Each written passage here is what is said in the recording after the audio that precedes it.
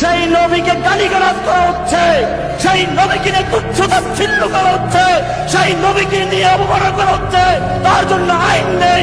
আমি তখন বলেছিলাম, ও আমার যুবকেরা, ওদেরকে যেখানে পাও সেখানে ওদের পাওনা চুকিয়ে দাও। বাংলাদেশের মধ্যে খেয়াল করে দেখছি, অভ্যুত্থান হচ্ছে, সংবিধান সংস্কার হচ্ছে, নতুন রাজনৈতিক দল গঠন হচ্ছে, ইন্টারনাল অনেক মিটিং হচ্ছে, অনেক মিছিল হচ্ছে, পলিসি মিটিং হচ্ছে, এবং আমরা দেখছি নির্বাচনের প্রস্তুতি চলছে। 16 কোটি মুসলিম জনগণ এই বাংলার মাটিতে 7 রাসূলের বিচারের কোনো ব্যবস্থা গ্রহণ করা হচ্ছে না। তার মানে আমরা ধরে নিব 7 রাসূল এই ইস্যুটি এবং মুতাদ এই ইস্যুটি, রাসূলের এই ইস্যুটি আপনাদের কাছে রাজনীতি, অর্থনীতি, সংস্কৃতি থেকে গৌণ বিষয়। আমরা ধরে নিব রাসূলুল্লাহ সাল্লাল্লাহু আলাইহি ওয়াসাল্লামের শানের খেলাফ কথা বলা, তার বিরুদ্ধে বক্তব্য দেওয়া, লিখনি স্থাপন করা এবং তার বিরুদ্ধে অবস্থান নেওয়া, এটা আপনাদের রাজনীতি, অর্থনীতি, শিক্ষা, সংস্কৃতি থেকে বেশি গুরুত্বপূর্ণ। যদি আপনারা প্রচার করতে চান এবং প্রমাণ করতে চান, তাহলে বাংলা তাওহীদের জনতা বিরোধী করে বসে থাকতে হবে। আরেকটা বিষয় আমি স্পষ্ট করতে চাই, সেটা হচ্ছে বাংলাদেশে কেউ হিন্দু হলে আমাদের কোনো আপত্তি আছে, কেউ বৌদ্ধ হলে আমাদের কোনো আপত্তি আছে, কেউ খ্রিস্টান ধর্মাবলম্বী হলে আমাদের কোনো আপত্তি আছে, কেউ যদি নাস্তিক হয় আমাদের কোনো আপত্তি নাই। কিন্তু নাস্তিকতার দোহাই দিয়ে সেই লেভেলকে ব্যবহার করে যখন আপনি আল্লাহ এবং রাসূলের সাথে কটূক্তি করবেন, আমাদের আপত্তি থাকবে। তখনই আমরা চোখে চুপ করে বসে থাকবো ইনশাআল্লাহ। আপনি নাস্তিক হয়ে জাহান্নামে যান, আমাদের কোনো আপত্তি নাই। কিন্তু নাস্তিকতার আমলে আপনি মুসলিমদের সেন্টিমেন্টকে আঘাত করতে পারেন না। আপনি কোন ধর্মের দাবিদার হয়ে ইসলাম ধর্মকে বিরক্তি করতে পারেন না। আপনি ইসলাম ধর্মের এবং তাওহীদি জনতার সেন্টিমেন্টে আঘাত করতে পারেন না। আমরা নবী সাল্লাল্লাহু আলাইহি ওয়াসাল্লামের স্পষ্ট হাদিস শুনিয়েছিলাম, আপনাদের সবার মনে আছে, মান সাব্বা নাবিয়্যান ফাকরাহু, মান সাব্বা নাবিয়্যান, মান সাব্বা নাবিয়্যান। আপনারা সবাই জানেন এই দায়িত্ব কার উপর বর্তায়। এই দায়িত্ব বর্তায় আমাদের সরকারের উপরে। সরকার মুসলিম হোক, অমুসলিম হোক, ইন্টারনেট হোক, অথবা দলীয় সরকার হোক, যে কোনো সরকারি হোক না কেন, তার উপরে দায়িত্ব বর্তায় তারা যেন সাহাবা রাসূলের বিচার করেন, তারা যেন আল্লাহ তৈরিদের বিচার করেন, তারা যেন ইসলাম বিদ্বেষীদের বিচার করেন, তারা ইসলাম ধর্মীয় যারা ছাড়া তাদের বিচার করেন। কিন্তু এখন পর্যন্ত আমরা মামলা নিতে করতে পারছি নাই। আমাদের ভাইরা থানায় থানায় ঘুরেছেন, মামলা নেওয়া হয় নাই। এই তথাকথিত গণতান্ত্রিক আইনে এবং এই তাগুতি সিস্টেমের মার কাছে সাথে রাসূলের মতো স্পষ্টভাবে ইস্যুতে মামলা নেওয়া হচ্ছে না। তাহলে কি আমরা এটা প্রমাণ করছি না তাহলে যে তাগুতি বিধান কখনোই সাম্য এবং ইনসাফ কায়েম করতে পারে না? আপনারা নিজেরাই প্রমাণ করেছেন যে তাগুতি বিধান এবং মানবরচিত সংবিধানগুলো, আইনগুলো কখনো মুসলিমদের সেন্টিমেন্টের পক্ষে আসতে পারে না। তারা কখনো সাধারণ রাসূলের পর্যন্ত বিচার করতে পারে না, আল্লাহ তাআলার বিচার করতে পারে না, আর ইসলাম বিদ্বেষীদের বিচার করতে পারে না। আপনারা পারেন শুধু দুটো কাজ করতে, এক পশ্চিমাদের দাবিদারি করতে, দুই ভারতীয়দের দাবিদারি করতে এবং তাদের অভ্যন্তরীণ বাংলাদেশের দাবিদারি করতে। অতএব আমরা আবার সতর্ক করতে চাই, এই সুস্পষ্ট হাদিসের উপরে আপনারা আমল করুন, অন্যথায় তাওহীদের জনতা শরিয়া আইন বাস্তবায়ন করার প্রক্রিয়া থেকে হাঁটবে ইনশাআল্লাহ।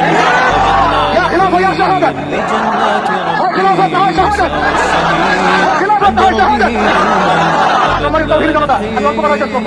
আমরা এই তাগুতি সিস্টেমের কাছে কোনো রকমের আত্মার করতে আসি না। আমরা তাগুতি সিস্টেমের কাছে আত্মার করতে আসি নাই, বরং আমরা অধিকার পেশ করতে এসেছি। এটা আমাদের কোনো দাবি না, বরং মৌলিক অধিকার। আমরা আপনাদের কাছে দাবি পেশ করতে আসি নাই, আমরা আমাদের মৌলিক অধিকার পেশ করতে এসেছি। আমরা এখানে বিগত সময় একাল রাহা এবং তার দর্শকদের ব্যাপারে ব্যবস্থা নেওয়ার জন্য এখানে এসেছিলাম, এই দাবি উত্থাপন করার জন্য এসেছিলাম। কিন্তু আমরা কোনো বাস্তব প্রতিফলন দেখি নাই। আজকে আমরা আরো বড় পরিসরে দাবি পেশ করবো, বরং এটা আমাদের অধিকার। সেটা হচ্ছে শুধু একাল রাহা নয়, বরং যত প্রকার সাথে রাসূল আছে, যত প্রকার আল্লাহ তৈরি আছে, ইসলাম বিদ্বেষী আছে, প্রশাসনের মধ্যে হোক, আমলাতন্ত্রের মধ্যে হোক, এমপি মন্ত্রীর মধ্যে হোক, জনগণের মধ্যে হোক, যুবকদের মধ্যে হোক, যে কোনো শ্রেণী পেশার মধ্যে হোক না কেন, তাদের সবার বিচার বাংলার মাটিতে করতে হবে। এখানে আমরা শুধু একজন রাখাল রাহার বিপক্ষে কথা বলতে আসি নাই।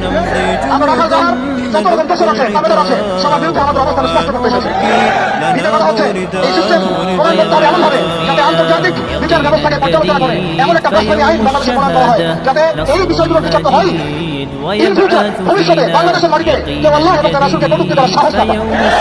এমন একটা আইন আমরা প্রণয়ন করতে চাই আপনাদের মাধ্যমে, এবং এমন একটা আইন প্রণয়নের দাবি করতে চাই আপনাদের কাছে, যে আইনের মধ্য দিয়ে আগামীর বাংলাদেশে কোনো প্রজন্ম গড়ে উঠবে না যারা আল্লাহ এবং তার রাসূলকে গালি গালাজ করে। আমরা জানি আপনারা শরিয়া কায়েম করতে পারবেন না, আমরা জানি আপনারা ঈমান কায়েম করতে পারবেন না, আমরা জানি যে আপনারা আল্লাহর বিধানকে আল্লাহ কবির বাস্তবায়ন করার ক্ষমতা আছেন না।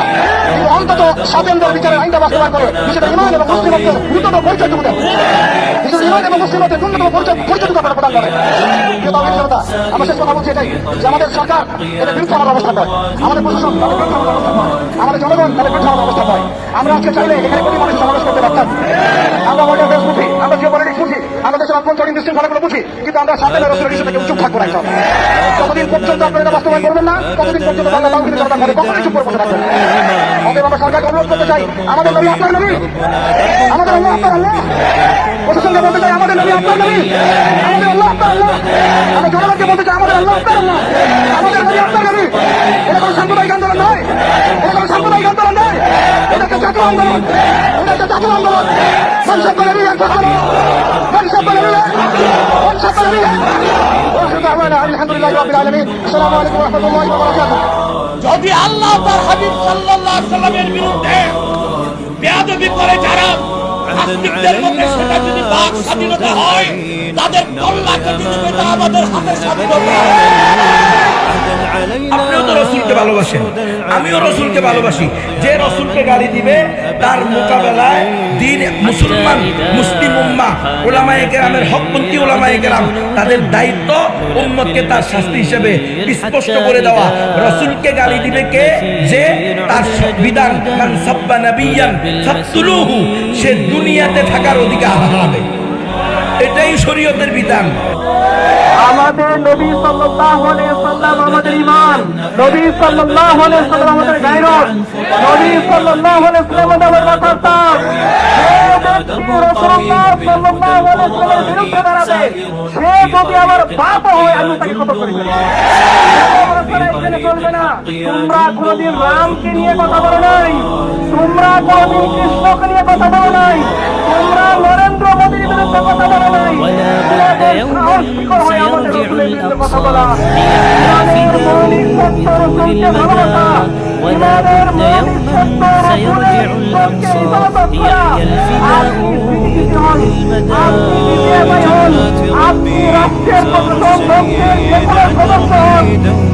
মুসলমান হন, আজ থেকে আমাদের সাথে দাঁড়িয়ে বলতে হবে